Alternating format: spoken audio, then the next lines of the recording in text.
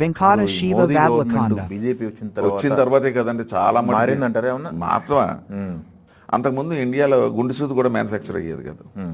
మోడీ వచ్చిన తర్వాత ఇవాళ ప్రపంచాన్ని వ్యతిరేకించి రష్యా మీద ఆంక్షలు పెట్టి మన మీద ఆంక్షలు పెట్టి డిడ్ నాట్ కేర్. ఈవేళ 5th లార్జెస్ట్ ఎకానమీకి తీసుకొచ్చాడు. ఏమండి ఈవేళ పూర్వం 1000 కిలోమీటర్లు లింక్ రోడ్స్ వేసేవారు, సంవత్సరానికి 1000, ఇప్పుడు 5000 కిలోమీటర్లు వేస్తున్నాడు. హైవేస్ 1440 కిలోమీటర్స్ 2014 వరకు సంవత్సరానికి, ఇప్పుడు వచ్చిన తర్వాత 5000 కిలోమీటర్స్. అసలు మీ వేళ భారతదేశంలో హైవేస్ 4 వేస్ 6 వేస్ ఎలా పెరిగిపోయింది.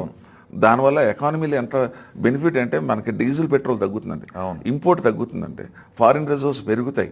ఇది economics, because I'm economics student. Okay, ఇవన్నీ పెరుగుతూ ఉంటాయి. తర్వాత 2500 కిలోమీటర్ అసలు 1962 వార్లో చాలా మంది అలా